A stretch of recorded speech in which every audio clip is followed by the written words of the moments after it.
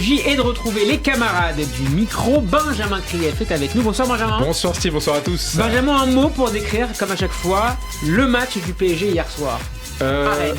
Le match du PSG, je le résumerai par Warren Zaïre-Emery.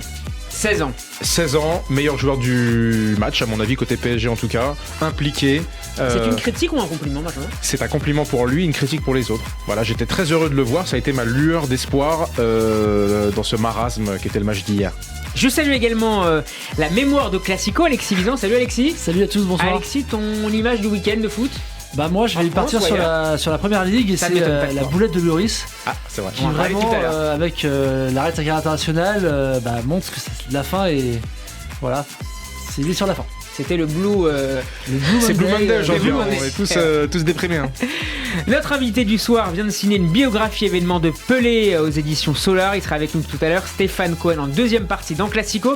Chers auditeurs, Classico est à suivre comme d'habitude sur radioj.fr, en vidéo sur Facebook et Twitter également, et émission également disponible sur YouTube après sa diffusion. Merci à vous de partager et commenter nos contenus sur Twitter, Instagram, Facebook et même sur TikTok. Classico épisode 82, saison 3 et épisode 82, c'est parti. Radio J. Jusqu'à 22h, c'est Classico. Radio J. Steve Nadjar. On démarre avec le PSG, nouvelle défaite hier soir du Paris Saint-Germain à Rennes après Lens. C'est la deuxième fois depuis le début de l'année civile que l'équipe de Christophe Galtier s'incline, alors que Christophe Galtier, on l'écoutera tout à l'heure, appelle à une prise de conscience de ses joueurs. Messieurs, qu'est-ce qu'il a manqué hier soir à Neymar et ses coéquipiers ? Benjamin, tu veux commencer ? Je veux bien, si tu le permets, Alex. Pas vraiment de surprise en fait.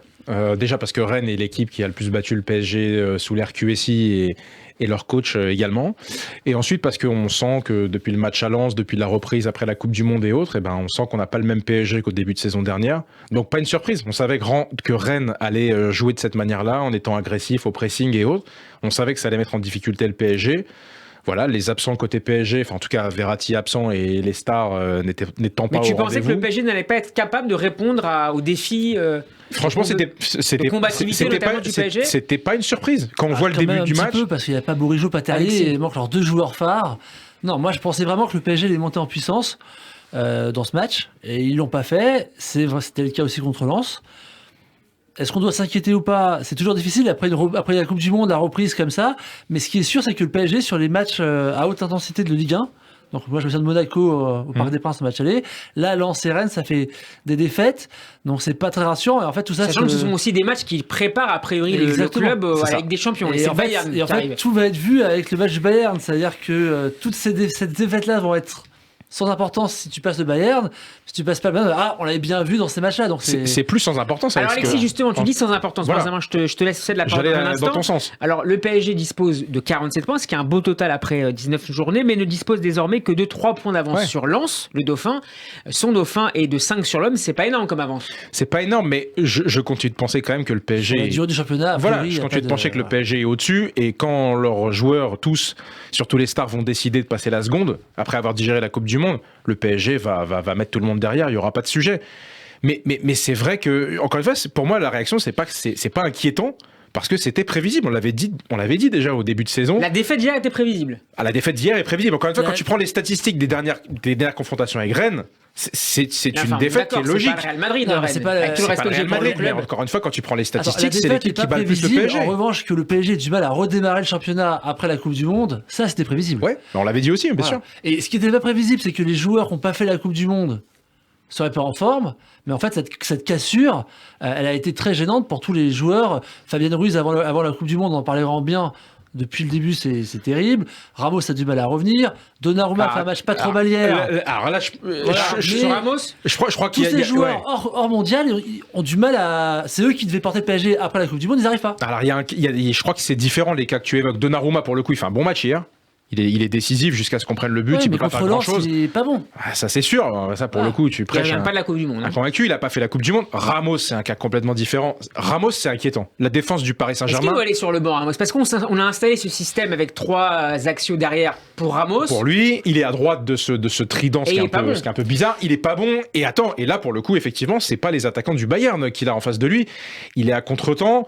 Moi, c'est vraiment la défense du Paris Saint-Germain qui m'inquiète. Derrière, on n'a personne.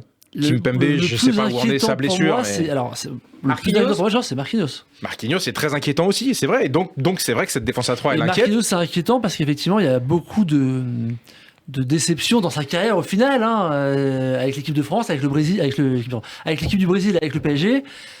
Ça fait beaucoup et t'as l'impression que ça lui a mis un coup. Encore une fois, je me rappelle de tous les détracteurs qu'avait Thiago Silva. Alors, suivant de cette émission, on ramène ça à Thiago Silva, mais on nous avait dit, je me demande, Alex, si tu ne faisais pas partie de cela d'ailleurs, que Marquinhos allait permettre de passer un cap parce que lui, ça allait être un vrai leader qui allait porter le PSG vers la victoire et que c'était pas une pleureuse comme Thiago Silva. Je disais pas ça du tout, moi. Non, j'ai toujours été un fervent défenseur de Thiago Silva. Mais par contre, veut pas dire opposer les deux, c'est une erreur parce que de toute façon, typiquement, Thiago Silva aujourd'hui il est 10e en première ligue. Je veux dire, à un moment donné, faut. Non, mais il joue pour le coup. Mais Marquinhos, il joue aussi. D'accord, mais en termes de performance. Tu viens de dire 10e de première ligue. Est-ce que ça veut dire que Marquinhos est aussi fragile psychologiquement que Thiago Silva, comme on a pu le dire ces dernières années? En tout cas, ça ressemble. Ouais, ça ressemble. En tout cas, on n'a pas. On a un peu perdu. Non, mais on n'a pas de lui ce qu'on attend d'un capitaine du PSG. Et ça, c'est inquiétant aussi. On n'a personne, et surtout pas lui, du coup. Est-ce que c'est aussi pour ça que, à votre avis, Sergio Ramos joue justement pour ce besoin de leadership? Mais pareil, je le vois pas le faire. Peut-être que dans les vestiaires, il le fait, j'en sais rien. Mais en tout cas, sur le terrain, il n'est pas là à haranguer, à aller chercher les stars pour leur dire de revenir, pour être impliqué dans le jeu. Donc si lui le fait pas, si Marquinhos le fait pas... Au-delà de ça, le problème de Ramos, c'est que je suis pas convaincu que le système à 3 défenseurs lui convienne très bien. Système avec lequel il jouait pas non plus au Real. Tu parles beaucoup, il est en retard, mais en fait, un système à 3 défenseurs centraux, forcément, il doit couvrir aussi une partie de l'aile droite, et donc ça lui fait beaucoup de courses. Il n'a pas forcément plus l'âge pour le faire. Le système à 3 défenseurs ne le met pas non plus dans les meilleures dispositions. On dit beaucoup, ah ouais, mais il est là à droite parce que Marquinhos. Mais en fait, ça peut pas lui convenir à Ramos. Donc on met pas les joueurs dans la même disposition. Moi, j'étais surpris hier du PSG à 3 défenseurs avec Pereira, Marquinhos et Ramos. Avant la Coupe du Monde, on revient à ça, mais à partir du moment où on est passé en 4-3-3, ça semblait meilleur. Et là, il revient à 3 et je suis pas convaincu. On va écouter ensuite Christophe Galtier. Alex a évoqué aussi le cas de Ruiz et j'en parle. Solaire, tu n'en as pas parlé. On peut même mettre Ekitike dans le lot qui, pour le coup, Ekitike a fait un bon match cette semaine au Parc des Princes. Mais sinon, quand tu prends Solaire et Ruiz, qui sont de bons joueurs, il faut le rappeler quand même. Mais d'accord, mais si on peut s'arrêter 2 secondes là-dessus, il y a une question à poser quand même, à se poser. Comment se fait-il que ces joueurs qui arrivent et qui sont de bons joueurs quand ils arrivent au Paris Saint-Germain, c'est une métamorphose totale et c'est pas la première fois qu'on retrouve des joueurs très mais voilà, c'est ça qui est intéressant. Tu peux comparer ça avec les joueurs de l'année dernière qui sont arrivés. Gay, si tu prends l'ensemble de sa carrière parisienne, c'est très décevant. Herrera, Draxler, n'en parlons même pas. Tu peux multiplier les exemples comme ça de joueurs qui arrivent et qui deviennent des fantômes. Mais moi je veux dire, mais Gay, c'était Lille et c'était Everton. On peut pas comparer des joueurs qui jouent avec le niveau. Everton, c'était pareil.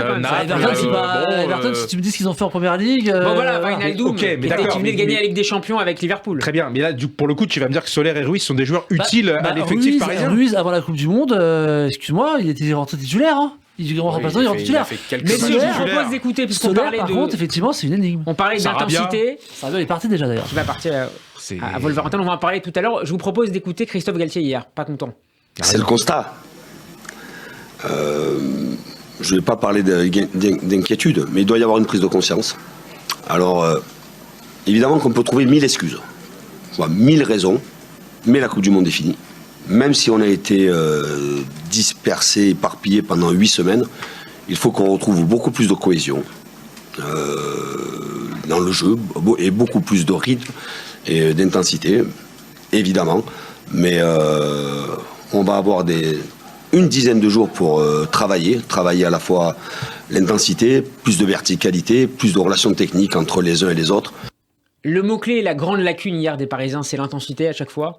Je crois que c'est là-dessus que Rennes gagne. C'était flagrant. C'était pareil contre Lens d'ailleurs. Ouais, c'était flagrant la différence d'implication des deux équipes. Quand tu vois qu'un joueur comme Amari Traoré, hier, je prends un exemple, parce que c'est le capitaine, c'est lui qui marque le but. D'ailleurs, sur le but, je sais pas si vous voyez, l'appel qu'il fait, c'est exceptionnel. Enfin, c'est à revoir, mais il est vraiment sur le côté, il pique dans l'axe, il se décale. Enfin, il y a une image que j'adore à la fin, dans les dernières minutes, Amari Traoré fait un geste défensif.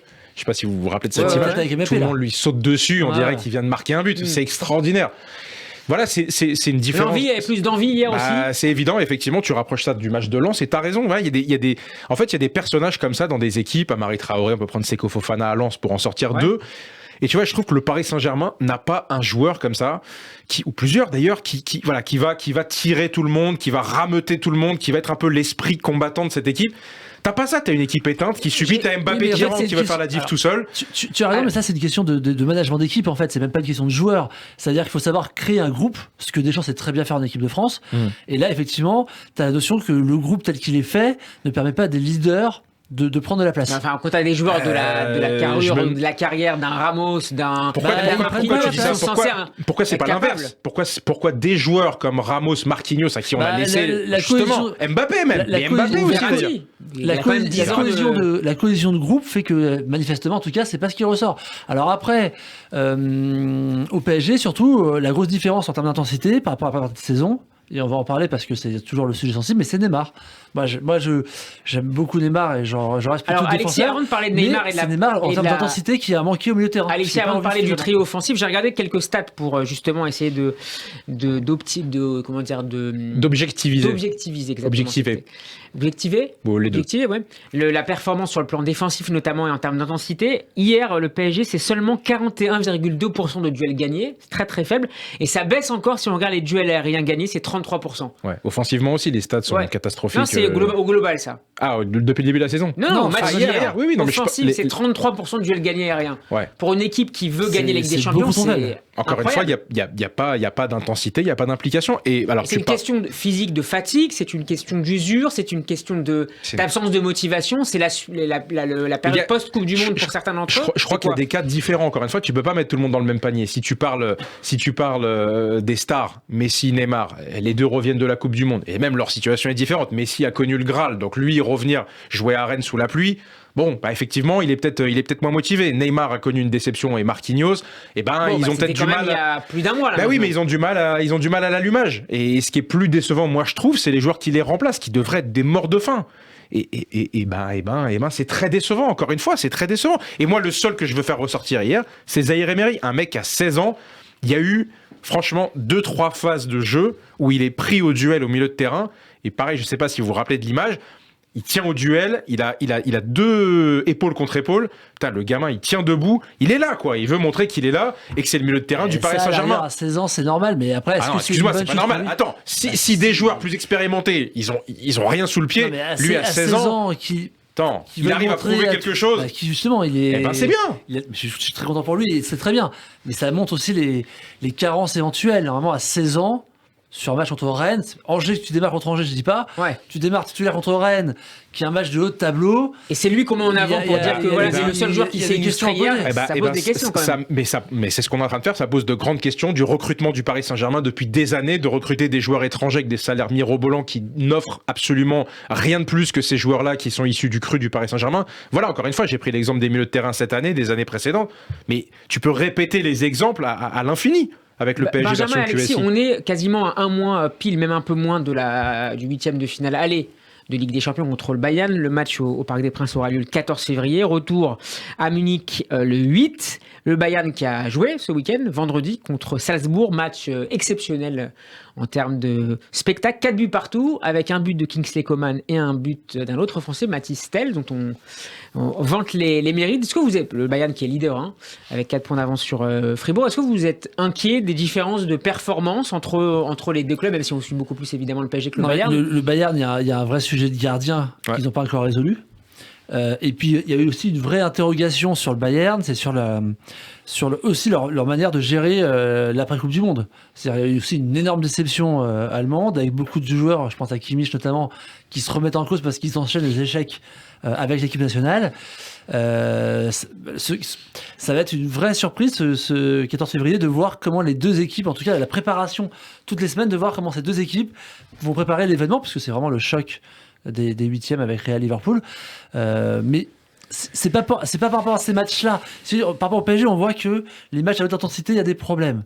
Ceci dit, on sait que c'est des joueurs qui savent se mobiliser pour les gros matchs. C'est sûr. Donc c'est toujours difficile d'analyser le match de Rennes en prévision du Bayern. Je pense malgré tout que c'est très bien pour le PSG qu'il y ait plusieurs clubs du championnat de France qui soient quasiment à 2 points par match à mi-saison. Donc ça les oblige à rester dans le rythme. On a suffisamment... Hier, j'entendais un commentateur sur une autre chaîne qui disait ils auraient dû plier le championnat pour se concentrer sur la Ligue des Champions. Mais quand on fait ça, on dit bah non, il n'y a pas assez de concurrence, donc en championnat, c'est pas ça qu'ils n'arrivent pas en Ligue des Champions. Alors on est avec un auditeur, le premier auditeur de la soirée. Bonsoir Steve. Bonsoir. Et merci d'être avec nous. Vous étiez devant votre télé hier soir ? Exactement, j'étais devant ma télé, mais j'en peux plus. J'en peux plus que Paris, avec ses stars et tout, n'arrive pas. J'en peux plus. Je voudrais bien qu'un jour vous puissiez inviter Luis Campos pour lui comprendre la gestion humaine. On va tenter. Comment Mbappé rentre 3 jours après la Coupe du Monde et après il va faire la star avec Hakimi à New York pendant 8-10 jours. Il joue pas. Moi j'étais à Châteauroux voir le match. On s'est fait balader pendant 45 minutes par une équipe de nationale. À Lens c'était horrible. On a un milieu horrible, on a une défense horrible. Steve, est-ce que c'était attendu ? Benjamin disait tout à l'heure, c'était attendu. On est dans une phase post-Coupe du Monde. On sait qu'ils ont du mal face à Rennes historiquement. Est-ce que tu partages cet avis ? Non, je pense qu'il y a une mauvaise gestion du club, il y a une mauvaise gestion des stars et ça va pas. L'équipe est mauvaise derrière, l'équipe est mauvaise au milieu. Verratti que j'adore. Il joue un match sur 5. Mais voilà, Steve, tout ça, dans ce que tu dis, il y a rien qui nous surprend, quoi. Verratti, c'est comme ça depuis toujours. Les stars, c'est comme ça depuis toujours. On a quand même parlé d'une révolution Galtier en début de saison. Mais c'est là où on est. Alors c'est là où, pour moi, en tout cas, c'est de la com. Pour moi, la seule déception, franchement, c'est ça. C'est qu'au début de saison, je voyais un Paris Saint-Germain que j'avais pas vu depuis. On va dire les débuts de Tuchel. Je trouve qu'il y avait quelque chose qui avait changé, l'implication, le repli, on en a parlé. Notamment de Neymar, qui a fait un bon début de saison.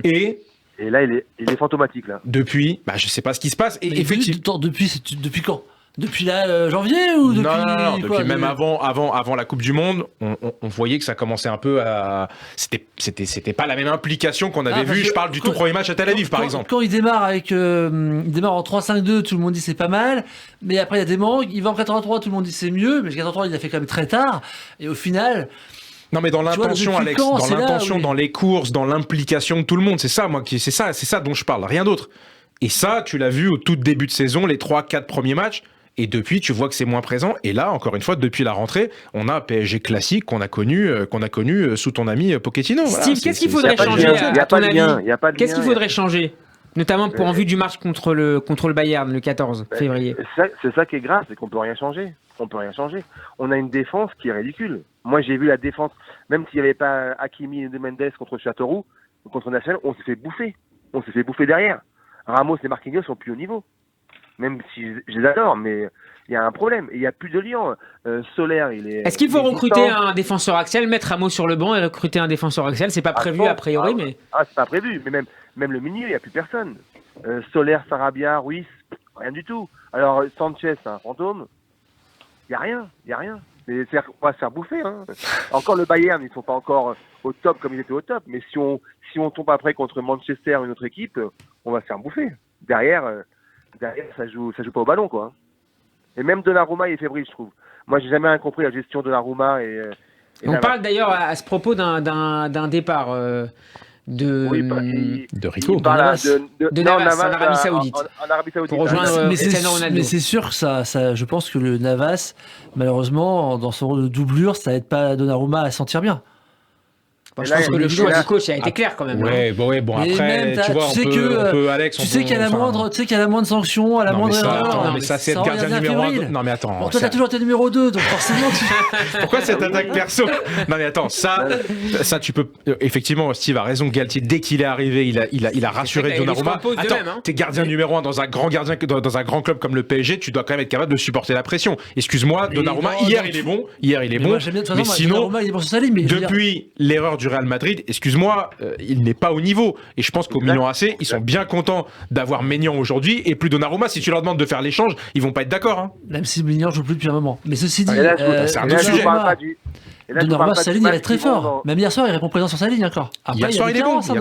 Ah oui, il y a des carences, je te confirme. Un mot avec toi, Steve, pour terminer sur la polémique, le débat autour de la pérennité de la présence du PSG au Parc des Princes. Comment tu vis les choses ? Comment tu envisages l'avenir pour le club ? J'espère qu'il restera toujours au Parc, parce que le Parc, moi j'y vais depuis 40 ans, donc je vois mal le Paris Saint-Germain au Stade de France ou à Poissy.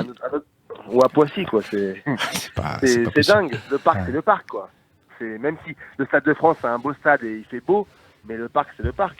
Et là, je voulais rajouter, C'est pas normal qu'ils vont se taper 6 heures d'avion ou 7 heures d'avion pour aller en Arabie Saoudite. Ouais, puisqu'ils vont partir demain matin au Qatar, puis en Arabie Saoudite.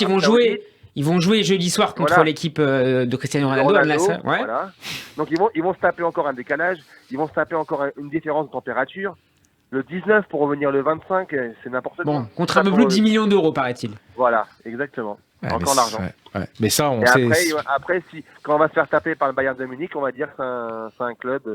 Moi, tous mes copains m'appellent, ils disent, depuis 15 jours, depuis la défaite contre Lens, je suis charrié H24. En même temps, il y a une demande qui est très très importante, notamment en termes de billetterie, pour aller voir le PSG contre le Bayern. En même temps, il y a quand même une attente qui est très forte. Les places n'ont jamais été aussi élevées, je crois. Bien sûr. Oui, c'est super cher. C'est super cher. Ouais. Merci beaucoup, Steve, d'avoir été avec nous. Merci. Bonne soirée, à très bientôt dans Classico. On écoute un petit bout de Bruno Genesio, qui a été très clair, qui a réussi ça, c'est un coach qu'il faut mettre en avant. Performance hier soir. 3 jours après une déconvenue à Clermont, en changeant de système très rapidement et en travaillant très peu. C'est une grosse performance de la part de mon équipe. Oui, mais on savait que contre Paris, c'est difficile d'avoir de la maîtrise comme on a l'habitude d'en avoir ici. Donc on a affiché d'autres vertus, mais des vertus aussi de discipline tactique qui ont été très très importantes dans ce match. Et on sait que contre les grosses équipes, c'est ce qu'il faut, parce qu'on ne peut pas marquer 3 ou 4 buts contre Paris ou contre Marseille ou contre Lens. Et donc ça demande beaucoup de sens du sacrifice, beaucoup de discipline, et c'est ce qu'on a réussi à faire ce soir. Bruno Genesio qui est donc passé hier en 5-3-2, en phase défensive, un nouveau système qui a bien marché. 9e victoire consécutive de Rennes à domicile. Et est-ce on ne fait pas assez l'éloge de cette équipe et de son coach ? On l'a fait quand même. Aujourd'hui, on l'a fait. On l'a fait. Non, mais Rennes, c'est très bon et c'est très bien pour la Ligue 1 d'avoir des clubs comme ça, justement, qui construisent bien. Après, c'est toujours pareil. Donc, ils ont été très bons contre Paris. Ils ont perdu contre Clermont 3 jours avant. C'est difficile. Ils ont perdu Terrier et Bruges était suspendu hier soir seulement. Mais sur la durée du championnat, ils doivent viser l'Europe et l'Europa League parce que Monaco revient derrière aussi. Pas le podium, c'est trop loin. Moi j'ai sans Terrier par rapport à toute son implication sur les buts, j'ai des doutes sur la durée, mais en tout cas, sauf s'il recrute évidemment, et puis c'est un club qui a les moyens de recruter aussi. Donc Rennes qui a 5 points.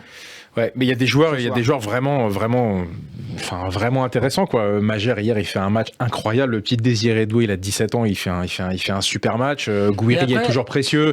Kalimuendo devant. Tu vois, quand t'es fan du Paris Saint-Germain, ça te fait un peu mal, je pense, de voir Kalimuendo devant, qui est utile. Encore une fois, on est parti chercher Ekitike. Je suis pas là pour le critiquer. Il a un salaire mirobolant à son âge. Après, je sais pas, moi, 17 matchs, 16 matchs qu'il avait en Ligue 1. Pareil, quand tu regardes les choses comme ça un peu de loin, tu te poses des questions de manière générale sur la politique du club. Sincèrement, quand je vois Kalimuendo de l'autre côté, je me dis, est-ce qu'il y a un joueur depuis qu'il est parti qui a apporté quelque chose en plus que ce gars-là qui était formé là ? Je suis pas sûr d'avoir la réponse positive. Puisque tu parles de la formation, on a appris cet après-midi qu'un nouveau directeur du centre de formation du PSG avait été intronisé. Il s'appelle Luca Catani. Il succède à Jean-François Pien et il sera assisté de Yohan Cabaye. Ouais. Je ne sais pas si vous avez passé ça tout à l'heure. Mais il y a l'organigramme du PSG avec le départ de Jean-Claude Banvernis. À la com aussi, il y a eu des modifications et tout. Notamment l'arrivée de Michel Gibert, l'ancienne directrice de la com de Meta, du groupe dirigé par Mark Zuckerberg. Que le groupe se réorganise, c'est tout à fait normal. C'est une entreprise comme une autre, c'est parfait. Mais encore une fois, il faut peut-être recentrer sur l'essentiel, c'est-à-dire le terrain. On en vient aussi à parler du Parc des Princes. Pareil, tout ça, c'est un écosystème autour du club qui fait que les vrais fans du Paris Saint-Germain peuvent être un peu inquiets ou déboussolés, quoi. Quand demain tu sais pas si tu vas continuer à jouer au Parc des Princes ou à Poissy, effectivement tu vois tes joueurs partir jouer un match de gala en Arabie Saoudite. C'est scandaleux de les voir partir du parc pour vous? Franchement, ça serait terrible. Ça serait terrible. C'est une vraie problématique. Il semble y avoir un vrai bras de fer entre la mairie et le club. Ouais. C'est pas simple d'en sortir. Moi, je suis pas très fan de la politique municipale d'Hidalgo par rapport à beaucoup de sujets. Donc, mais est-ce qu'elle a tort sur ce sujet-là ? Je ne sais pas. Parce qu'effectivement, les Qataris veulent le racheter pour tout refinancer, etc. Donc, c'est plutôt une bonne chose. Mais bon, derrière, est-ce que le parc doit être privé ?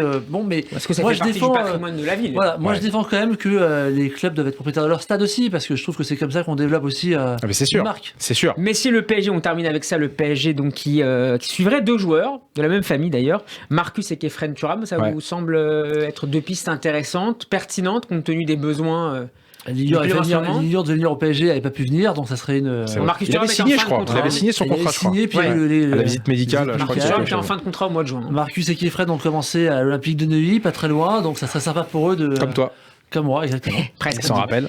Voilà. Bon, bah, c'est l'occasion de jouer autour des transferts. C'est parti, messieurs. On va parler. Je vais vous demander le top 10.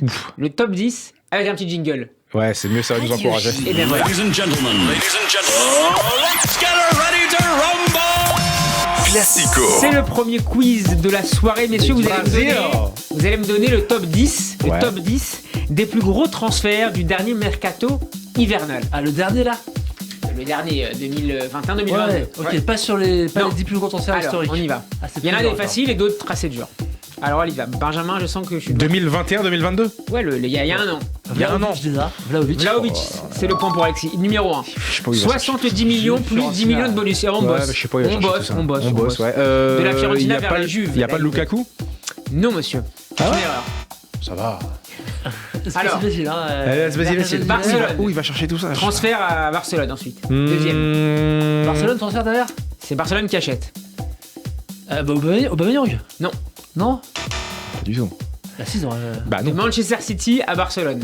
Un Espagnol. Eric Garcia. Non. Non. Non. Attends.